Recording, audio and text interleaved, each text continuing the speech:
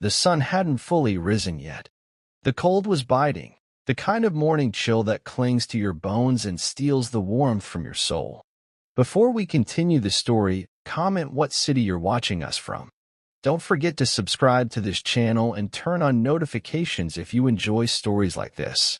In Bridgehaven, Missouri, the streets were still quiet, save for a lone figure standing outside a diner, shivering, huddled in a worn jacket that seemed far too thin for the weather. His face, weathered by years of struggle, barely visible under a thick beard, looked out of place against the backdrop of a sleepy town that had long turned a blind eye to the desperate. His name was Jeremiah Thompson. To most, he was just another homeless veteran, forgotten, ignored, dismissed. But today, he would be anything but invisible. Officer Ray Collins was finishing his patrol, his boots pounding against the pavement, the last echoes of his shift lingering in the cold air. He saw Thompson standing by the diner, hunched over like an unwanted shadow in the corners of their world. Collins walked up to him, no warning, no hesitation, and with a force that cracked the silence of the morning, shoved him to the ground. Thompson's body hit the concrete with a sickening thud. The sound of the fall was sharp, but even sharper was the sound of gasps from the witnesses who had gathered in the diner windows. They saw it, every move, every shove, every moment of brutality. And yet, they did nothing. Not a single person stepped forward to intervene. Not a single voice rose in defense of a man who had already lost so much. Officer Collins stood over him, his chest puffed with power, eyes cold and unmoved by the pain he had just inflicted. He muttered something under his breath, something about street rats and wasting time. The people in the diner looked away, ashamed but too afraid to act. Jeremiah Thompson was nothing more than a nuisance in their eyes, a man to be discarded. They hadn't realized the man they watched crumble was a figure from the past they would never understand. And they certainly didn't know the power his name carried. Jeremiah Thompson had been to hell and back. He'd fought for this country, bled for this country, and seen things no human should ever see. But as he lay there on the cold ground in Bridgehaven, his eyes didn't show anger. They didn't show fear. They showed something far more unsettling. A calm acceptance. And then, as if a switch had flipped, his voice, deep and steady, rang out from the ground. "I need to make a call." Officer Collins, chuckling to himself, handed him the phone. "Go ahead, loser. See if someone cares." What Collins didn't know, and what no one in that diner could have ever guessed, was that the man they had just humiliated wasn't just another discarded soul. By the time this story ended, Officer Ray Collins would never walk the streets of Bridgehaven the same way again. The Pentagon would become a part of a conversation no one in that town could have ever imagined. And the very police department that claimed to serve and protect would be forced to reckon with a truth they weren't ready to face. There are moments in life when fate doesn't ask for permission. And this was one of those moments. Jeremiah Thompson wasn't just a homeless veteran. He wasn't just a man who had lost everything. He was about to show the world what it meant to be forgotten and to rise from that very place. Have you ever witnessed something like this? Someone pushed down, overlooked, mistreated? What did you do? Comment your story below and don't forget to hit the subscribe button. Jeremiah Thompson, or as he liked to be called, JT, had been living on the streets of Bridgehaven for over a decade. Once a man full of hope and pride, he had become a fixture in the town, a shadow passing through the same cracked sidewalks, the same worn-out alleyways, the same diner he stood outside each cold morning. The world had long forgotten him. Society had written him off as just another statistic, another homeless black veteran lost to the streets. But what they didn't know, what they could never know, was the strength that resided in the man they ignored every day. Every morning, before the world woke up, JD would find himself at the same spot outside that diner. He'd kneel there, in the cold, his hands clasped together, head bowed. He prayed, not just for himself, but for the town that barely noticed his existence. He prayed for the people who looked at him with disgust and the ones who passed him by, pretending not to see him. He prayed for the people who stood inside that diner, staring at their breakfast plates, too busy to even acknowledge the man outside, on his knees in the dirt. JT's faith in Jesus Christ wasn't something born of convenience. It wasn't something he clung to because it was easy or comforting. It was the only thing that had kept him alive. The only thing that kept his heart from turning as cold as the mornings in Bridgehaven. He wasn't just praying for survival. He was praying for the strength to forgive. Forgive the world that had thrown him away. Forgive those who saw him as nothing more than a waste. It was in those moments, on his knees outside that diner, that JD found peace. And in a world that seemed to have no place for him, peace was something few ever truly found. But peace, it seemed, would be short-lived. On the other side of town, just a few miles away, was Officer Ray Collins. Collins was everything JT wasn't: young, angry, and fueled by a thirst for power. At 30, Collins had already climbed the ranks of the Bridgehaven Police Department with an iron fist and a chip on his shoulder. He didn't trust the street people. In fact, he hated them. He hated the way they looked at him, the way they didn't seem to fear him. They were a reminder of a world he didn't understand and didn't care to. His badge was his identity, his shield against the insecurities that boiled inside of him. Collins had a story, too, though he would never admit it. Raised in a small town, far from Bridgehaven, he had always been the good kid. The one who followed the rules, the one who dreamed of law enforcement. But somewhere along the way, something in him had twisted. Maybe it was the harsh realities of police work. Or maybe it was his own bitterness, a grudge he carried against the world for not giving him what he thought he deserved. Whatever it was, Collins had made up his mind. Street people, especially the ones who looked like JT, weren't worth his time. He didn't know JT had once been a hero, a man who had served his country in ways most would never comprehend. The memories of the battlefield were etched in JT's mind like a permanent scar. He'd been a soldier, a brave one. He had been there when the world had asked him to stand up for it, even if it meant standing on the front lines, facing things that most people couldn't even imagine. He had fought in the Middle East alongside comrades, under orders that led them into places where few dared to tread. It wasn't supposed to be like this. He wasn't supposed to be homeless. He wasn't supposed to be shivering outside that diner, forgotten by the very country he had sworn to protect. The truth was, JT had been left behind. He had served with honor, he had bled with courage, but the moment he came home, there were no welcoming parades, no cheers, no celebrations, only cold stares, judgment, and an overwhelming sense that he was no longer needed. But JD never spoke of this, never let on that the man who had once walked across battlefields, holding the weight of his comrades' lives in his hands, had become invisible in his own hometown. No one knew that the old war buddy he had served with, General Wallace Creed, was a man of enormous influence, a four-star general, the kind of person who could turn the tide of any conflict, a man whose name could bring armies to their knees. But JD hadn't called him. Not yet.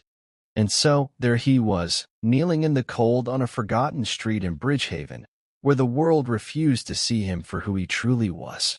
A man with a past, a man with a purpose, a man who had yet to show them all the truth. But the world would soon find out, and they would wish they had never looked the other way. As JD got back to his feet, dusting off the dirt from his worn jacket, his eyes met the reflection in the diner's window. He didn't see a homeless man. He didn't see a forgotten soul. He saw a man of purpose, a man whose story was just beginning. And for the first time in a long time, JD stood tall. The world wasn't ready for him yet, but soon they would have no choice but to notice. If you believe everyone has a story beneath the surface, hit that like button. Let's show we still care. JT stood at the diner, the cold air biting at his skin, as he slowly stood from his prayer position, looking around at the indifferent faces in the window. He knew what was coming. Officer Collins was on his way. The morning had begun like any other. JT had found his peace, his moment with God. But peace, it seemed, was fleeting in Bridgehaven. The familiar sound of heavy boots echoed behind him, and without warning, Collins was there, shoving him from behind, sending him crashing to the ground once again. "Get up, dirtbag!" Collins barked, his voice dripping with disdain.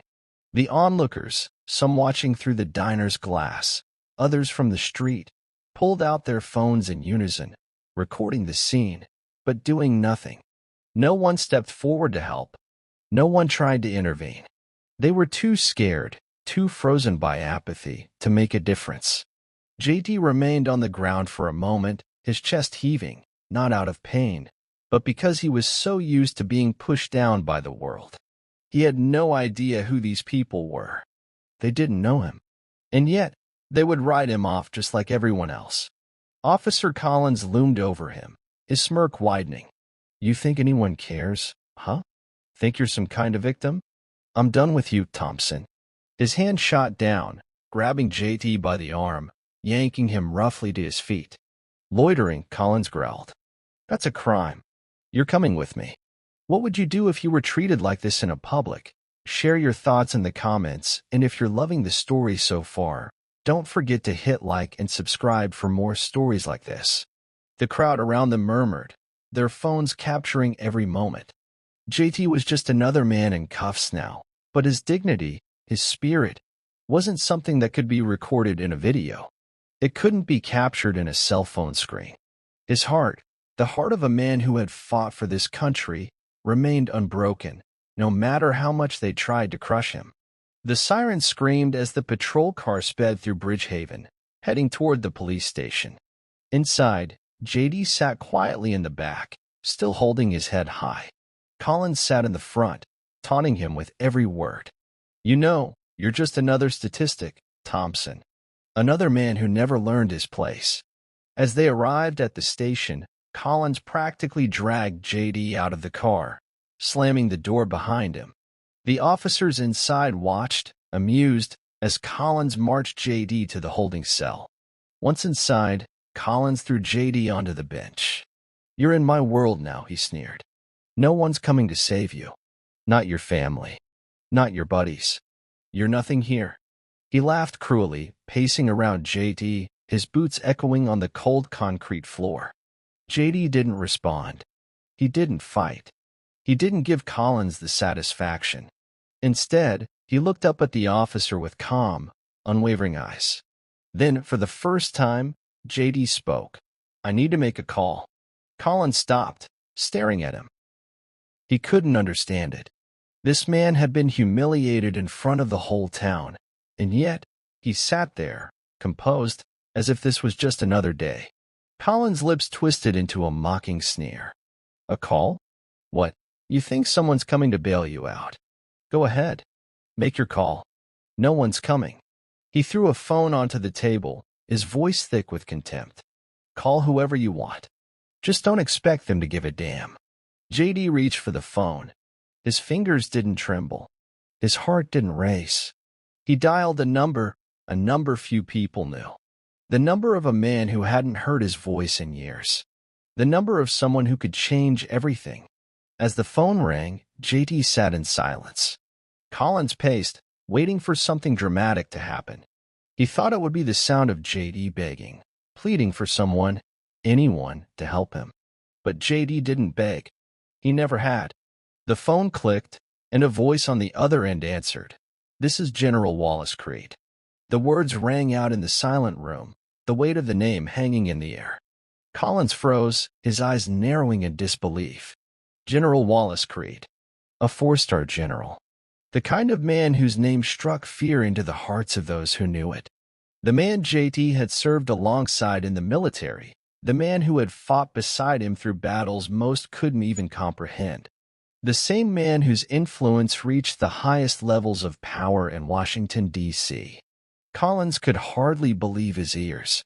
This homeless man, this man he had shoved to the ground like a piece of trash, had the ear of someone so powerful, a man who could bring governments to their knees.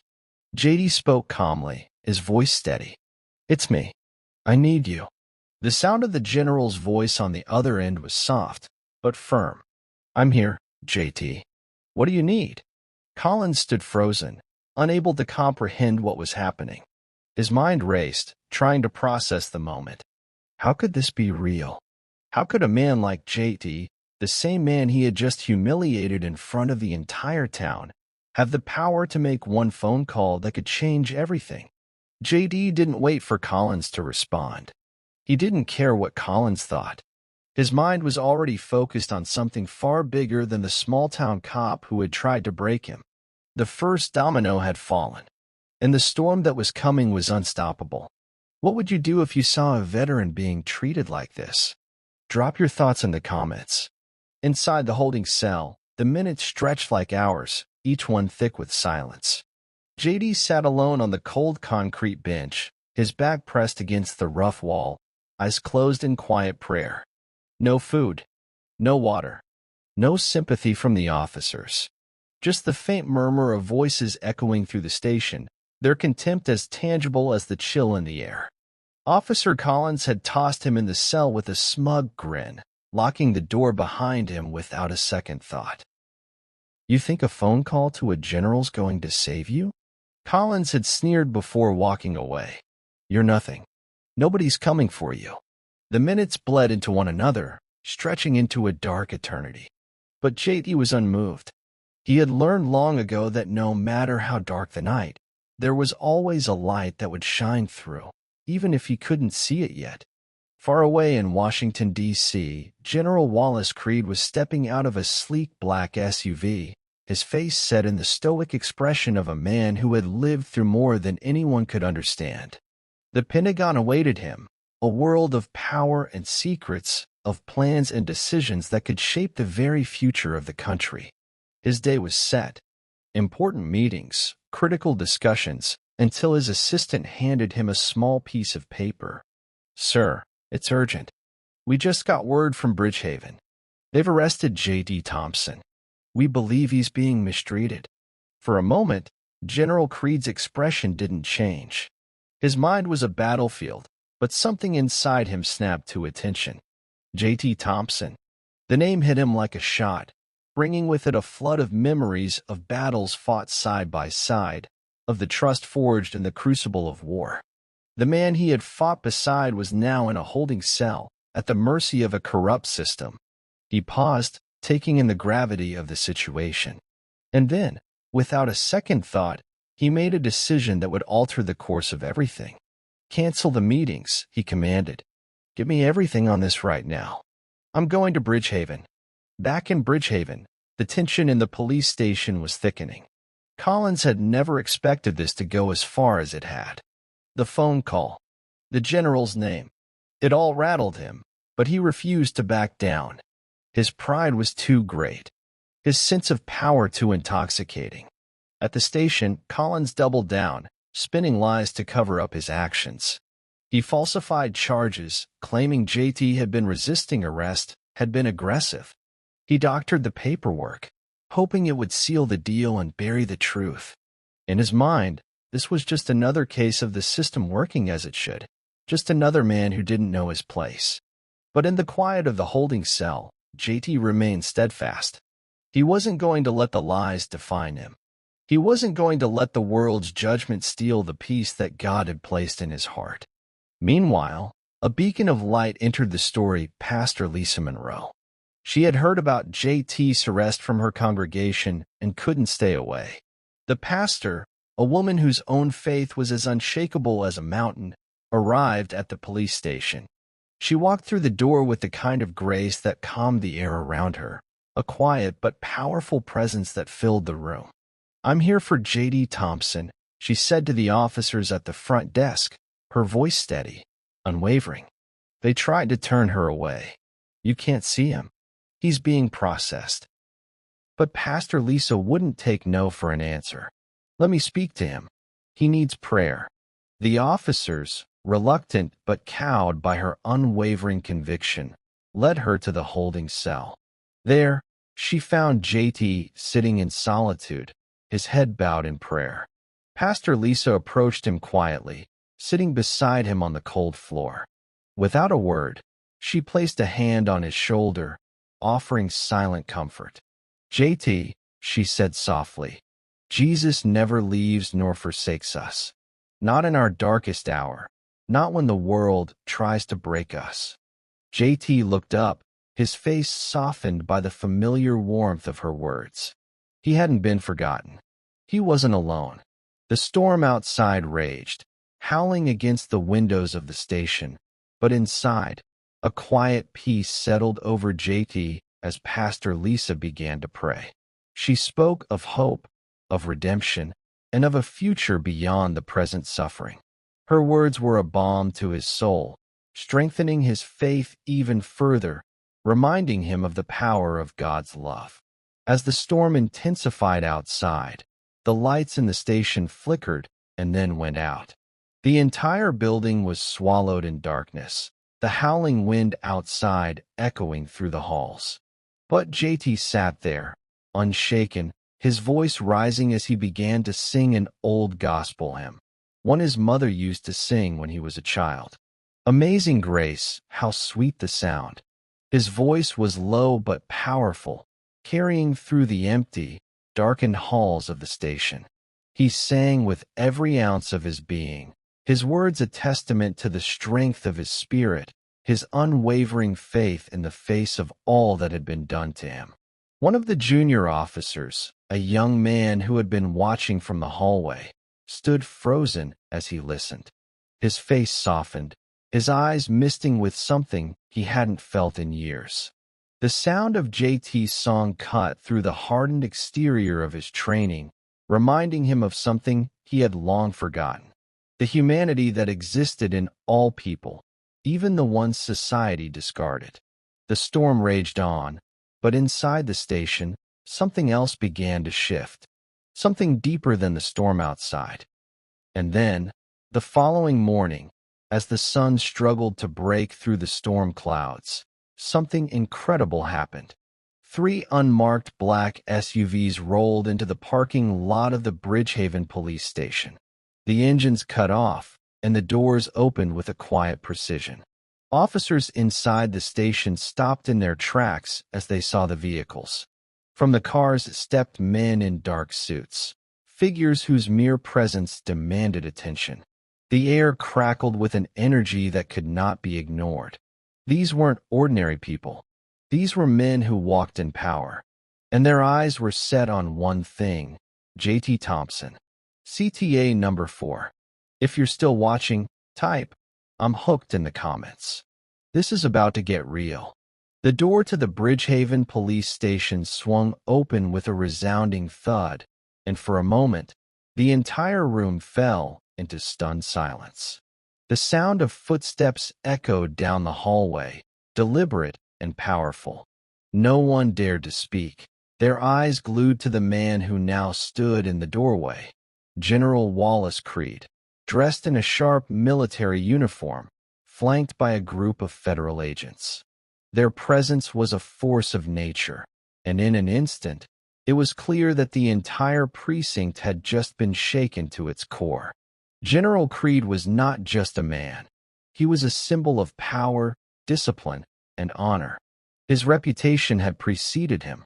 He was someone who had seen the horrors of war and emerged not just a survivor, but a leader. And now, he was here, in the heart of Bridgehaven, for one reason only: JT Thompson.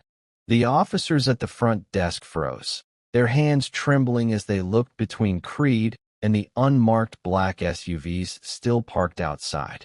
One of the junior officers from the night before looked over at the others, unable to hide the shock in his eyes.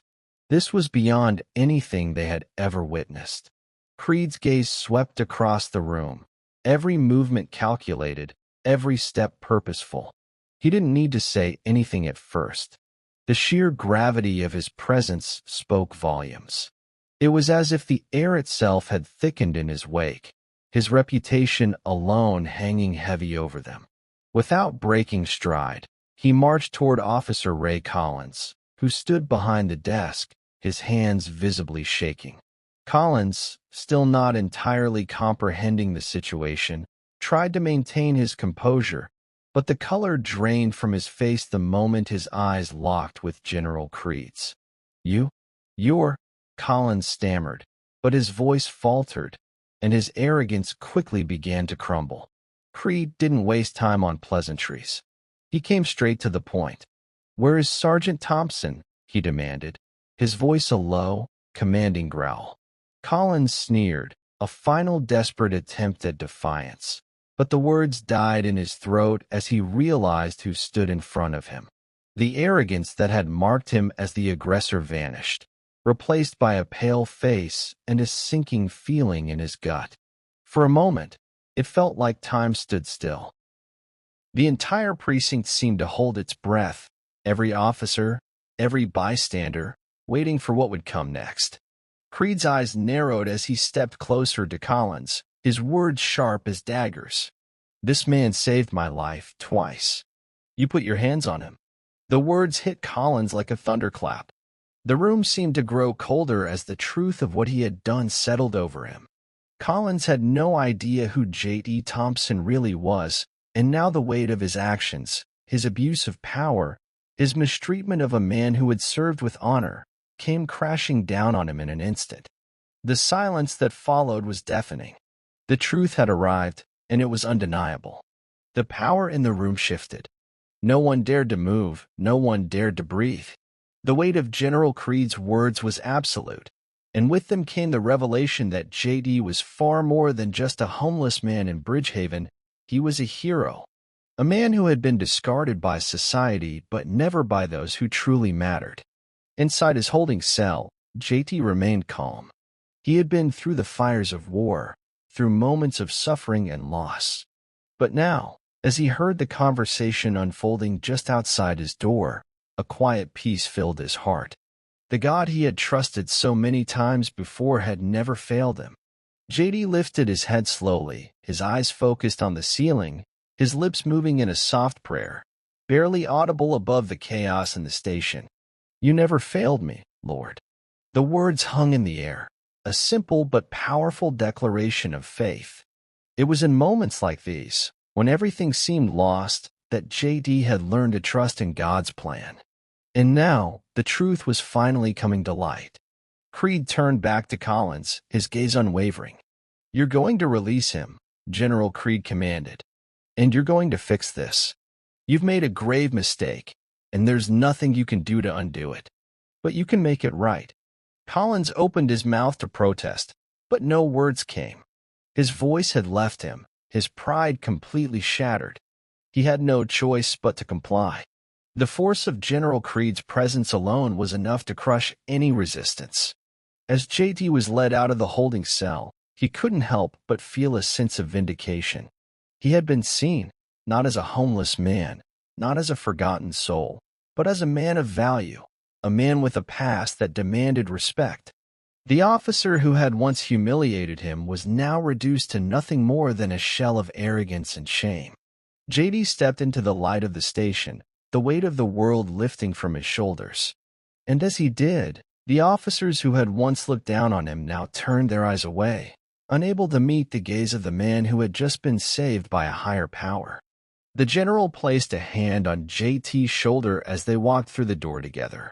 "You've been through hell, Sergeant," General Creed said quietly, his voice filled with a deep respect. "But you're still standing. That says everything about who you are." J.T. nodded slowly, the gratitude in his heart toward God and the general overwhelming. For once, he didn't feel like a forgotten man. He didn't feel abandoned. He felt like a warrior who had been seen, not just by the general, but by the God who had always been there. Type "God always shows up" in the comments if you've ever had a moment where things turned around unexpectedly. And don't forget to subscribe if you haven't already. The days after JT's release were marked by an uneasy silence, one that seemed to hang heavily over Bridgehaven. Officer Ray Collins, once so sure of his power and position, now found himself trapped in a web of undeniable evidence. His once convincing facade of authority had crumbled under the weight of the truth. Video footage from the civilians who had witnessed his violent treatment of JD had gone viral. Body cam footage from the officers who had been present in the station exposed his arrogance, his cruelty, and his complete disregard for the law. As the footage circulated, public outrage swelled. People were appalled. The justice they had hoped for, though it was slow, was finally being served. But Collins wasn't done yet. His ego refused to accept defeat, and he clung desperately to the idea that he could still control the narrative. At a press conference, Collins tried to justify his actions. His voice trembled with a mixture of anger and fear, but his words rang hollow in the face of overwhelming evidence. "I was just doing my job," he insisted, his eyes darting from one reporter to the next, trying to find someone who would believe his lies. But no one did. The citizens of Bridgehaven had seen the truth for themselves, and there was no denying what had happened. Collins' credibility shattered completely, and with every word, his case grew weaker. But the fall of Collins was just the tip of the iceberg. Behind the scenes, the police chief, an old ally of Collins, tried desperately to cover up the growing scandal. Phone calls were made, meetings were arranged, and attempts were made to bury the evidence. But General Creed, who had been tirelessly fighting for the truth, began to realize something far more disturbing. The rot didn't stop at Collins. It ran deep within the department.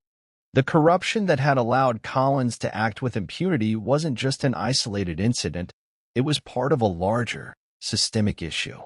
The chief of police, a man who had once commanded respect, now found himself caught in the crossfire. His efforts to protect Collins only accelerated the investigation, and soon it became clear that no one in the department could escape the consequences. The truth would come to light, no matter how many doors they tried to close. Meanwhile, JT remained humble, even in the face of everything he had endured. When he was finally released from custody, he didn't seek revenge or retribution. There was no anger in his heart, no desire for payback. The weight of what had happened, the abuse, the humiliation, the betrayal could have turned anyone bitter. But not JT. He had been through too much. He had learned too many lessons. His faith had taught him that forgiveness was the way forward. "I just want to forgive and move on," he said quietly, the calm in his voice almost unnerving. General Creed, who had watched JT through every moment of this ordeal, was deeply moved. He knew that what JT had experienced was unforgivable in many ways, but he also knew that JT's decision to forgive would have a ripple effect that could change everything. Creed, who had once been JT's savior, now stood before him as a man who had been forever changed by the humility and strength that JT had shown. In a moment of reflection, Creed offered JT a job at the Pentagon. It was an offer few could refuse, an opportunity to step into a world of power and prestige. But JT, as always, remained grounded in what mattered most to him. The world he had walked through, the streets of Bridgehaven, the battles he had fought, had changed him. But it hadn't broken him. He hesitated, weighing the offer.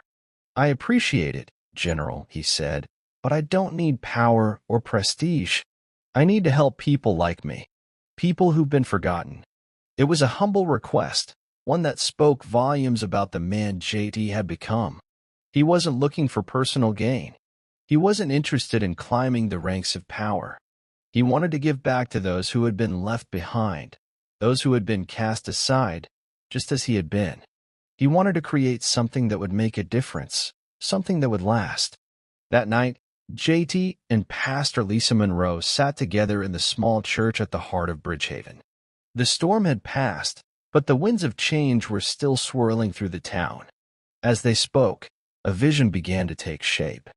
JT shared his dream of building a shelter for veterans, somewhere they could go to heal, to find support, to regain their dignity. Pastor Monroe was moved. She had known the pain of loss, the challenges of trying to rebuild from nothing. Together, they began to lay the groundwork for a new mission, a place where people like JT could finally find hope. But as JT and Pastor Monroe worked to create a new future, the darkness that had once seemed so distant crept closer. Collins, though arrested and facing the consequences of his actions, wasn't ready to accept defeat. He sat in his jail cell, a smirk on his face as he whispered his final words to anyone who would listen. "You think you've won?" he said, his voice low and filled with spite. "This town won't change. You can't fix this. There's always more like me, people who will turn a blind eye, who will do what needs to be done. You're just delaying the inevitable." His words were full of venom, but they weren't the truth. Colin's vision of the world was small, narrow, and built on a foundation of fear and hate. But JT's vision, Pastor Monroe's vision, was bigger. It was based on faith, on forgiveness, and on the idea that no matter how broken the world seemed, there was always room for redemption. As Collins was led away, JT remained resolute. He knew that his fight wasn't over, but it was no longer about him. It was about the future of Bridgehaven, the future of the people who had been ignored for too long. It was about building something that would last. And it all began with forgiveness. Would you forgive someone who treated you like JT was treated? Or would you fight back? Let's talk in the comments. And like this video if you're enjoying the story so far. A year had passed. In the heart of Bridgehaven, amidst the scars of the past and the promises of change, something extraordinary had taken root. The Thompson Shelter for Heroes had opened its doors, a sanctuary, not just of brick and mortar, but of hope and redemption. The shelter wasn't just a building. It was a testament to the power of faith, forgiveness, and the undeniable strength of a single man who refused to let the world define him by his lowest moments. Inside the shelter, JT now stood as a mentor to those who had been where he once was, lost, discarded, forgotten. Every morning, he greeted the veterans with a prayer, their faces marked by the same weariness that had once been his own. He prayed with them, listened to their stories, and shared the scripture that had carried him through the darkest nights. He didn't just give them shelter. He gave them a future, a renewed sense of purpose. Each veteran who walked through the doors of the Thompson Shelter knew they were not alone. They had a brother, a mentor, a friend in JT. The town of Bridgehaven, too, had changed. The anger and division that had once tainted its streets began to fade. People opened their eyes to the injustices that had long been ignored. They had seen firsthand how a single act of compassion could ripple through a community, how standing up for what was right could transform a town from the inside out. The cold indifference that had once ruled their hearts had warmed to something more: kindness, understanding, and empathy. JT had not just rebuilt his own life. He had helped rebuild the life of the town. He had planted seeds of compassion that would continue to grow for generations to come. But even as hope blossomed, there was still unfinished business. Colin's trial had begun, and the town of Bridgehaven, once passive in the face of corruption, now rallied for accountability. The courtrooms were filled with citizens, their faces set in determination. They had witnessed the truth. They would no longer let it be swept under the rug. The community had spoken, and it was clear there would be justice. Collins could no longer hide behind his badge and lies. The people who had once been too scared to speak up now found their voices, and they demanded the justice that had so long been denied. On the day of the trial, JT was there, alongside General Creed, who had stood by his side from the very beginning. Together, they stood as a symbol of the power of redemption, of the courage to do what was right in the face of overwhelming odds. They had both fought battles, not on the field, but in the heart of Bridgehaven. And now, they were witnessing the final chapter of a story that had begun with violence and hatred, but would end in justice and transformation. As the ceremony for the veterans took place later that day, JT stood humbly, watching the flag being raised in honor of those who had served and sacrificed. General Creed, standing beside him, had always believed in the importance of leadership. But in that moment, it was clear that JT was the true leader, a man who had found the strength not in power, but in the humility to forgive and the faith to move forward. JT spoke to the gathered crowd, his voice steady, but filled with the emotion of the journey he had walked. "It was never about me," he said softly, his eyes scanning the crowd.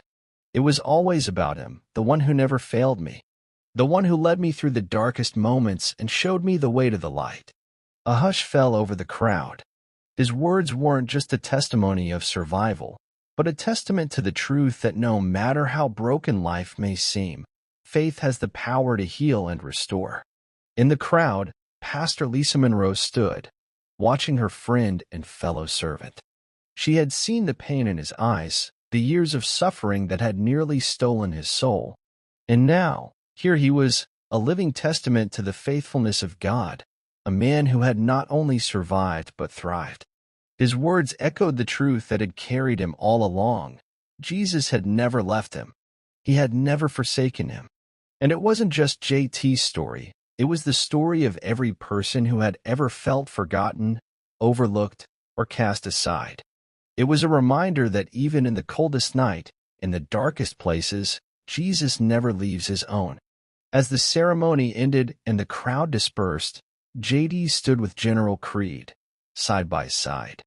They had walked different paths to this moment, but they shared a bond that transcended any title or rank. It was a bond forged in the fire of trials, in the moments when it seemed all hope was lost, and yet they had emerged stronger, more united than ever before. JD looked out over the crowd, his heart full. "This town is not just changing," he whispered. "It's being healed, and we have the power to keep that healing going, together." If this story touched your heart, please hit the subscribe button and like this video. Let's keep faith, justice, and hope alive. They said he was just a homeless man, but heaven knew his name. In the eyes of those who walked past him every day, JD was nothing more than a shadow, a forgotten soul on the streets, blending into the backdrop of a world that had turned a blind eye to him. But in the grand design of the universe, there was something far greater at play. JT was never just another casualty of life's hardships. He was a warrior, a survivor, a man destined to rise when the world least expected it. It wasn't just about surviving the brutality he faced. It was about the faith that carried him through it all and the divine appointment that awaited him. From the cold streets of Bridgehaven to the heart of the Pentagon, JT had proven that no one is ever truly invisible, no matter how much society tries to overlook them. He had shown the world what redemption, justice, and faith in Jesus Christ could achieve. What would you have done if you were in that police station? Would you have remained silent in the face of injustice? Or would you have stood up for what was right, no matter the cost? The truth is, we all have the power to make a difference.